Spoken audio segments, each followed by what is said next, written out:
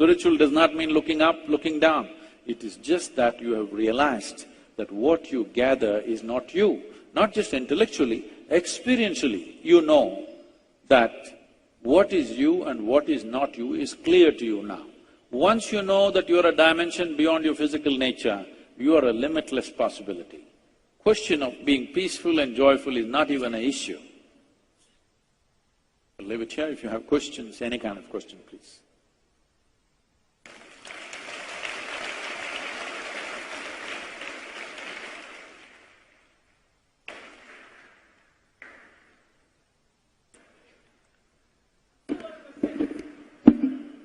Can we take questions from here only?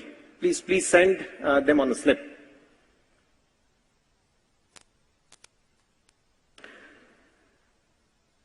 As we can see, I have already got many questions. The audience is getting eager to have many doubts solved by Sadhguru. I'm getting them through slips, I'm getting through my WhatsApp, I'm getting through SMSs. So without wasting any further time, I would like to take some questions for Sadhguru, though we have a time limitation, so I don't know how many I'll be able to fill up.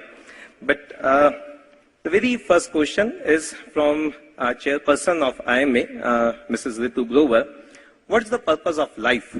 What is it that one feels fulfilled with the way he or she has, when it is that one feels fulfilled with the way he or she has lived the life? What is the purpose of life?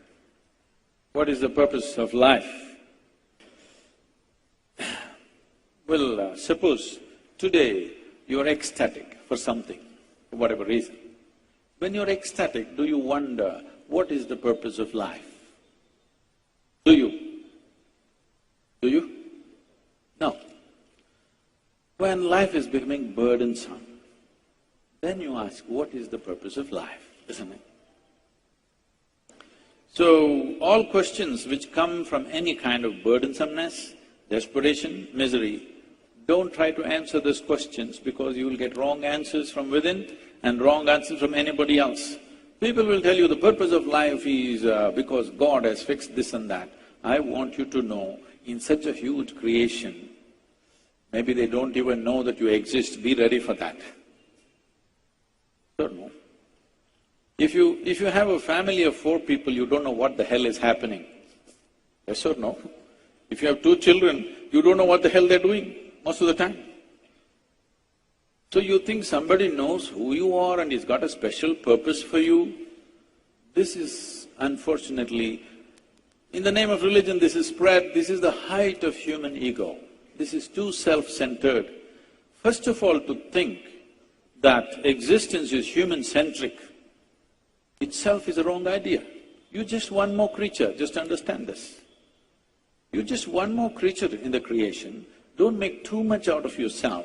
It's a tremendous possibility, that's different, but do not make too much out of yourself. What is the purpose of life? Never ask, what you're asking is why creation? Never ask why with creation. You just ask how. If you ask me how to transcend this burdensomeness, I've got a way for you, I've got a method for you, I have tools and technologies for you. If you ask me how to transcend my misery, I've got ways and tools and technologies for you. If you ask me how to live in such a way that this life finds its fullness, we've got ways and means and technologies. But if you ask why, there is no why. We can tell you stories. I can tell you… Shall I tell you the real story? Why creation? You want to know. One day God was playing marbles, and one marble jumped up like this and became planet Earth. So he shot some more, 9, 10 more, and it became solar system. Shall I continue? This is a ridiculous story, but I can tell you a little more serious story that many of you would love to believe. You need to understand this. If right now, if I speak about something which is not yet in your experience, you have only 2 choices, either to believe me or to disbelieve me. If you believe me, you will not get any closer to reality. If you disbelieve me, you will not get any closer to reality. It is just that you will either have a positive story to tell or a negative story to tell. Stories are good solace, but never a solution. You must decide in your life, are you looking for solace or are you looking for a solution? If you're looking for solace, I will tell you a nice story, not the marble story. I can make better stories than that. But if you're looking for a solution, then never ask beyond your present level of experience, because you will be forced to either believe me or disbelieve me. It will not solve anything for you. So why creation? Never ask. Ask how to navigate through this creation. We'll show you ways. Never ask why, because then we will have to go into a dimension which is not yet in your experience, which will force you to believe and disbelieve.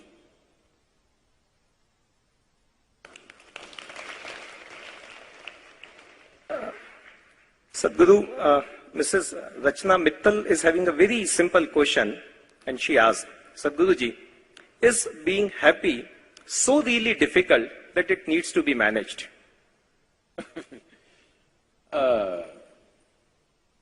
Being happy is not difficult, but unfortunately most people don't manage it because they think it's going to happen to them. When you're 5 years of age, you're quite happy, isn't it? Yes or no? I want you to go home and see one of your pictures when you're 5, it was like this. Now it's becoming like this. When you're 5 years of age, if you're so happy, by the time you're 30, you should have been ecstatic, if you had grown, I mean. But by the time they're 30, most people are mess themselves up in so many different ways. This is not because there is some difficulty with life or happiness. It is just that, as I told you, they gave you a sharp knife. You don't have a steady enough hand. If you had a steady hand, the sharp knife would be a wonderful instrument. If you don't have a steady hand, you keep cutting yourself, and now being happy when a knife is constantly cutting into you is very difficult, for sure. Yes? How many times has it happened to you in the last 25 years that it so happened somebody put a knife into you? Not happened for most of you. If it happened to one or two people, I'm sorry. Nobody even put a pin into you, isn't it? Yes or no? I'm asking how many times it so happened from external sources suffering came to you? No, you're mostly in self-help. Yes or no? You're in self-help, isn't it? You don't need anybody's help, you're such an expert. Sometimes when I see people, I think they're training to get employment in hell or something. They're practicing here. Because they're so good at self-torture, they may be good at torturing other people. So happiness is neither easy nor difficult, because there is no states like this. This is happiness, this is unhappiness. You are slipping between this and that any moment, isn't it? Yes or no? It's not like there is a capsule of happiness and a capsule of unhappiness and they're separate. No, it is all intermingling, one moment like this, one moment like… in the same situation. One moment joyful, one moment miserable, another moment some other way. Is it not happening? So these are not anything. This is just this. You are a volatile being right now, not stable enough. I told you this is an evolutionary problem. Your intellect and your awareness evolved ahead of your physiology. You're only 1.23% away from a chimpanzee, but in intelligence you are big away. Now your own intelligence turning against you, one simple way of being happy is you go for a lobotomy. You know what that is? Remove half of your brain. You will always be like that. So it's easy. It's not easy, it's not difficult. Should it be managed? You don't have to manage happiness. You must learn to manage your faculties. The only thing is just this, people are suffering two most important faculties of your mind, your memory and your imagination, which sets you apart from every other creature. What happened 50 years ago, you can still remember, which no other creature on this planet can probably, distinctly. And you can project into what may happen in the next 100 years. These memory and imagination are two basic faculties which makes us human and on top of the evolutionary pile. This is what people are suffering. What happened 10 years ago, they're still suffering. What may happen day after tomorrow, they're already suffering.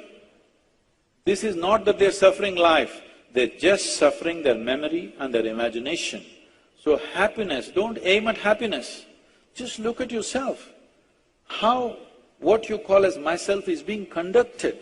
If you conduct it, if you know how to conduct it the way you want it, you will be blissed out. Yes, it is not being conducted. So happiness and misery is happening by accident. Somebody else can cause happiness to you. Somebody else can cause misery to you. People ask me, Sadhguru, we have been with you for 25 years, we've never seen you angry. Do you ever get angry? You want it? Do I look like somebody who's incapable of something like that? If you want, I'll give you.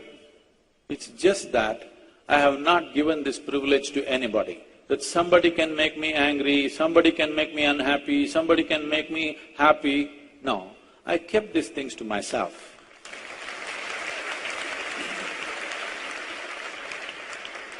You must keep it to yourself too. It must be… the best hands are you, isn't it? Yes? Your joy and misery must be in your hands, isn't it? If you choose to be miserable, I'm not against it. But what you want should be happening within you, not otherwise, isn't it?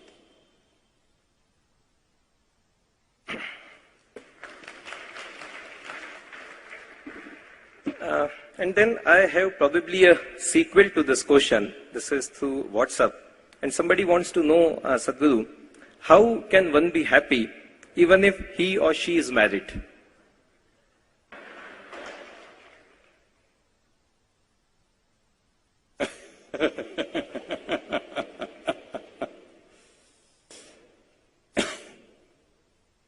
We already went through this.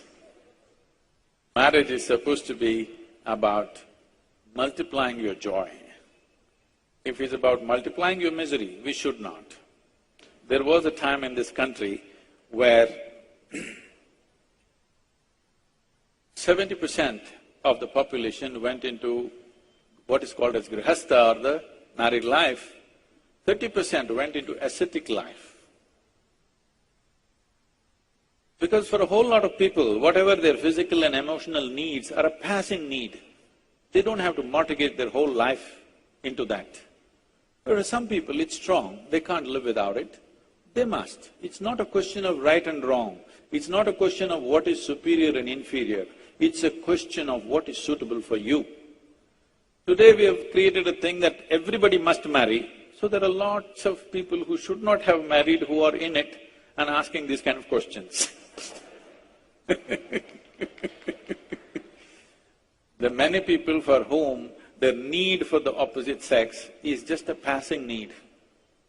If they simply close their eyes for a few months, it'll be gone for them, it'll never come back. But they get into this pact. Now, once you marry, at least till now… Sadhguru, what is your take on corruption in the country? And what do businessmen do not follow suit if it is a way of life? There is no corruption in this country. Who said there is corruption in this country? There is no corruption in this country. It is daylight robbery. It's banditry.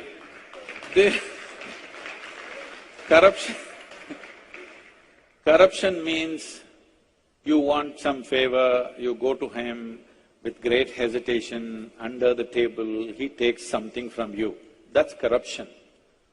Now they're pointing a gun at your head and say, you pay, otherwise you won't exist. This is banditry, this is not corruption. We have to deal with this. If you don't deal with this, if you don't deal with this one fundamental thing, we will not go very far as a nation. We cannot go. Because there is a government and a parallel government, there is a rule and a parallel rule. Parallels are… people normally when they use this analogy of being parallel lines, people think that they're together. No, I want you to understand, if you're going crisscross, you may meet somewhere. Parallel lines will never meet. So this parallel economy, this parallel set of rules for everything, you know the laws of the land and you must know the laws of, the underhand stuff. Otherwise you can't run a business. With parallel lines, you will not go very far. This nation cannot go far, okay? At a certain stage in our development of this nation, so many things have happened.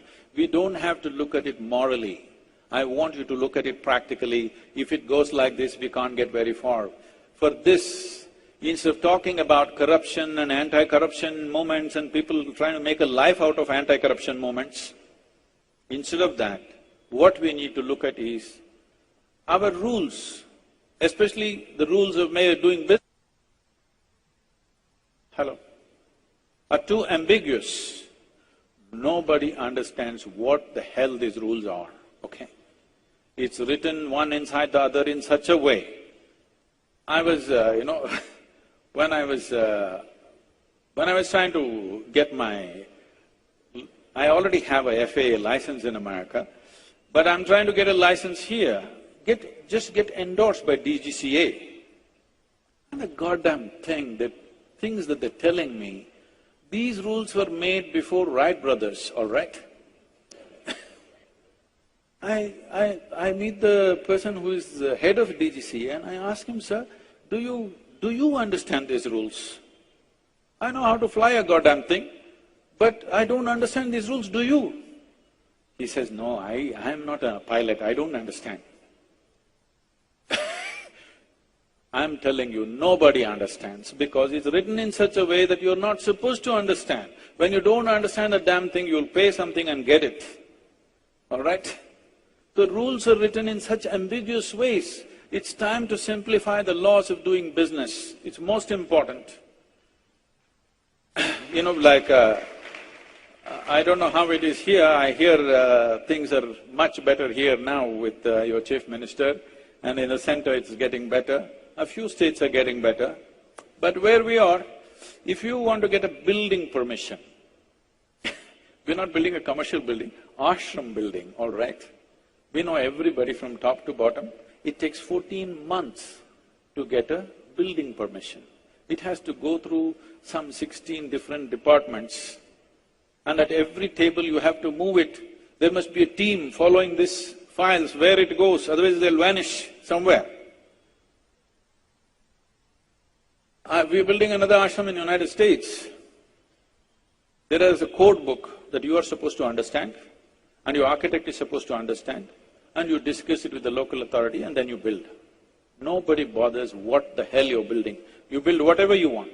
Before you occupy, he comes for inspection. If it is according to the code, your building is there. If it is not according to the code, your building will go down and you go in. It's as simple as that. Why this? Why is it that we're treating every ordinary citizen, a law-abiding citizen, like a criminal? You have to get no objection and no objection. Why the hell does anybody have objection with my money if I'm building this nation? Why does anybody have a damn objection? With my money, I'm building something in this nation that's going to be useful for the people, whether it's a business or an industry or an ashram, it doesn't matter what. I'm building something with my investment and building the nation. What is your problem? Why do you have an objection? Are you still English? Are you still an occupier? We're still continuing those laws. It's time we change the laws. If you simplify the laws, nobody have to pay anything. In simplification of the laws, there are complications. Some misuse will happen, but it's okay. Misuse, as little misuse for some time till we understand how it works is all right rather than holding the nation at a standstill.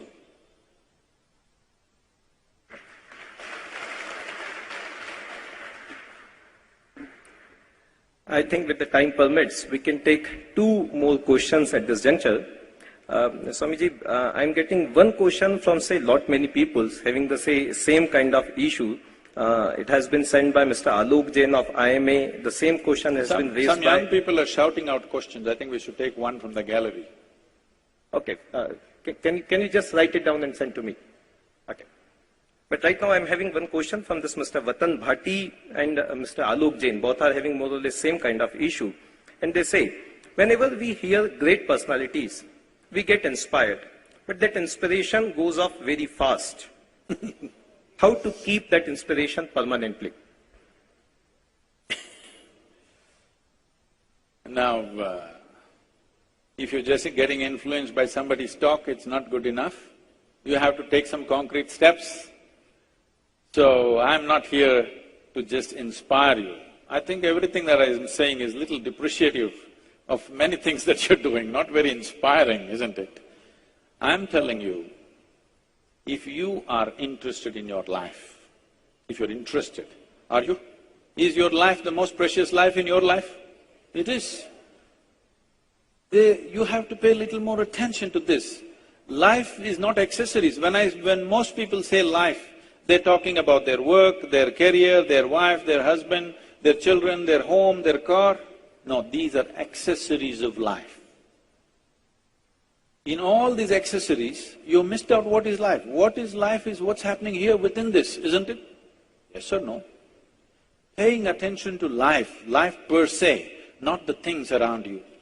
What kind of arrangements you make, it's your choice. Somebody wants to live in a small hut on the mountain, somebody wants to live in a palace, it's their choice. I don't want to interfere with the arrangements of your life. You make whatever kind of arrangements seem sensible to you. Don't try to make arrangements that somebody else is making.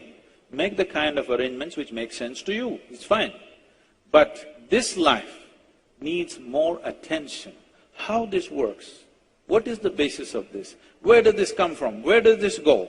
What is the nature of my existence? Only if you grasp this, you can conduct your life consciously.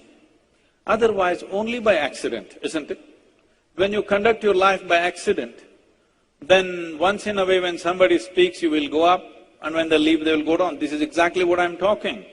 This is exactly what I'm saying. Many times even bullshit gets you to the top, but it doesn't let you stay there, all right? Whatever anybody speaks, doesn't matter what they speak, whatever anybody speaks, till it becomes a living reality for you, it's just a lot of bull, isn't it? So I'm talking about not a philosophy, not an ideology, not even a teaching, I'm talking about simple methods, simple technologies that you can employ. You try and see, if it works, let's do it, if it doesn't work, throw it away, we'll try some other tool. Simple methods to fix this the way you want it. So don't get inspired by me. Do not get inspired by me. Inspiration is not the intention of this. What the intention of this is to tell you that as there is a science and technology for external well-being, there is a whole science and technology for inner well-being. It is just that anything beyond survival will not enter your life unless you strive for it. See, for example, you know, when you were 3, 4 years of age, the damn A, what a complicated mess it was, and there were 2 versions. You had to write 100 times to get it. Yes or no? Today you can close your eyes and write it. See, but those who did not strive for it, even today they cannot write, isn't it? So something as simple as that has taken a lot of striving, isn't it? So similarly, anything which is beyond your survival, what is survival will come to you naturally. What is beyond survival, some striving is needed. It's not happened because there is no striving. Striving has not happened because there is not enough infrastructure, both human and otherwise. See, for example, you know, in India also the attempt is happening a big way. I was just looking at this aspect. In 1870, 93% of the American population was illiterate, 93. Today, 100% not literacy, education, everybody can read and write. How does this happen? Schoolrooms, enough infrastructure has been built, enough teachers have been produced, and that's why it's happening. There was a time in this land, there is enough infrastructure for inner well-being of the human being. Tell me, where is it now? We are building cinema theaters, we're building hospitals, we're building schools. Have we built anything for the inner well-being of the human being? Have we done anything about this? Are the parents doing anything about it? Teachers doing anything about it? No. Only now, small, because, economic success is bringing pain to people, now they're looking at it. When I say now they're looking at it, you do not do, it doesn't matter. In your life, if you do not do what you cannot do, that's not an issue. But if you do not do what you can do, you're a tragic life.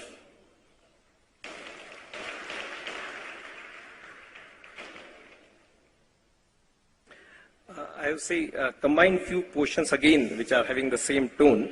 Lot many people wants to ask about, say, contradiction between my inner self and somebody else's inner self. Oh. Professor Akrati from Medicaps Institute of Technology and Management, Dr. Alok Bansal and Mr. Jagdish Verma from IMA, all are having more or less same kind of query. They write, Swamiji, I want to be myself, in control of my inner self, but I live with my family and friends and next generation who all have their own inner self. This calls for compromises every day. Then how to take care of such situation to realize myself as I want to be? I think we've been through this, but anyway, let me repeat this. See, right now, you're calling your personality as self.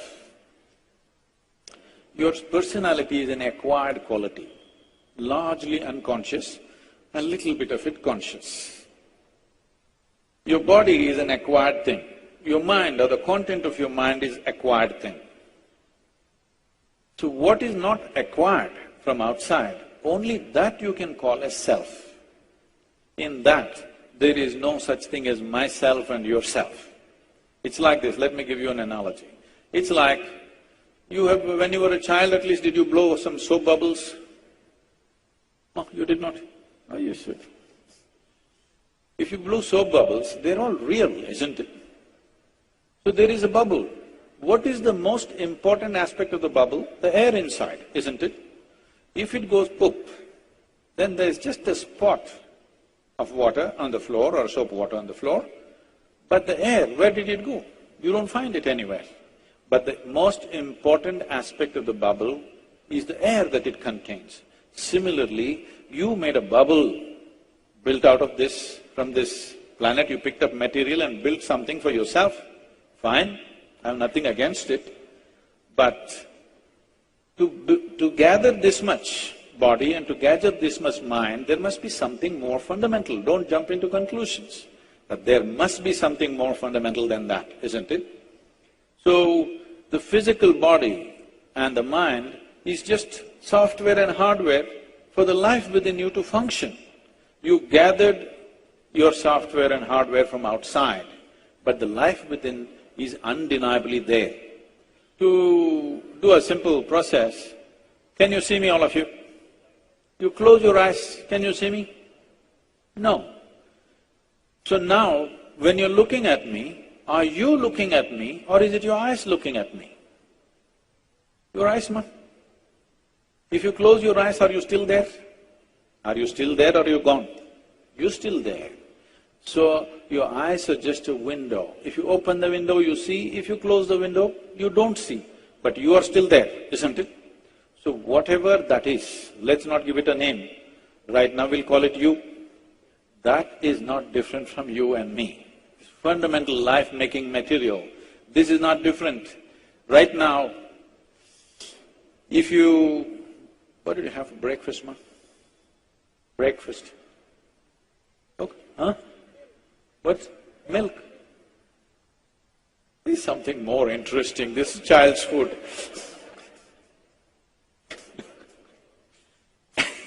Okay, even if you drank milk or you ate a banana, if you eat a banana, this banana goes into you in these 2 hours, it becomes a woman. Yes or no? If a man eats it, it becomes a man. If a cow eats it, it becomes a cow. There is an intelligence within this which can transform a banana into a human being, isn't it so? Yes or no? If I take a banana in my hand and make it into a human being, who would you think I am? Creator himself, isn't it? Nothing less than that. And every one of you have this competence or no? Yes or no? You have it, it's only that it is functioning unconsciously. Such a phenomena. Taking a banana and making a human being out of it, is it a small phenomenon? It's a tremendous thing, isn't it? But you're doing it unconsciously. Even if a drop of this intelligence enters your life in a conscious manner, suddenly people around you think you are a superhuman being. So this is all I'm telling you. If you turn inward, this intelligence, this source of creation which can turn a piece of bread into a human being, a banana into a human being, exists within you. If you can bring out even a drop in a conscious way, suddenly your life is magical, never miserable again. So when we talk about the self, there is no such thing as yourself and myself. Particularly when you're in a teaching faculty, this will happen to you. With all due respect, I'm saying, because you stand on a pulpit and slowly you forget who you are. Myself and yourself are two different things. All these others look like aliens actually, because myself… Teaching is a dangerous profession because you have a captive audience, understand? They're bound there, which is a very dangerous thing, because there is no filters for what you think and what you say. People may make fun of you behind you, but in front of you they'll say, okay, because they have to pass the test. It's a very dangerous profession. So don't ever think there is yourself and myself. There is me and you as two different persons. In body we are different, in the content of our mind we are different, in our memories we are different, in our personalities we are different. All this made up by us. But the essential life-making thing which is within us, which we call as the self or me, in essential me, there is no such thing as you and me. Everybody has the same stuff. That is why I'm talking to you. If my stuff was different than you, why the hell will I talk to you? Because anyway it's not possible for you. Yes? If it was not possible for you, why will I waste my breath talking to you? Only because you are also made of the same stuff, unrealized. You must understand, in this country always enlightenment has been described as realization, not an achievement, not an accomplishment, just realization. Realization means something that was already there, you just saw. You didn't invent anything, you did not discover anything, you did not make up anything, you did not achieve anything. You just realized that which is already there. So there is no question of myself and yourself. Thank you. Putting an end to the cycle of birth and death. I always insist that you don't believe anything that is not yet your experience. It doesn't matter who says it. This does not mean disbelief. No, you don't know, that's all. Somebody tells you a story, you don't know whether it's true or it's not true. So even if I say something, don't believe this nonsense. Everything that human beings can do is essentially an expression of who they are. Somebody sings a song, somebody dances, somebody writes a book, somebody paints a picture. Whatever else we do is an expression of who you are.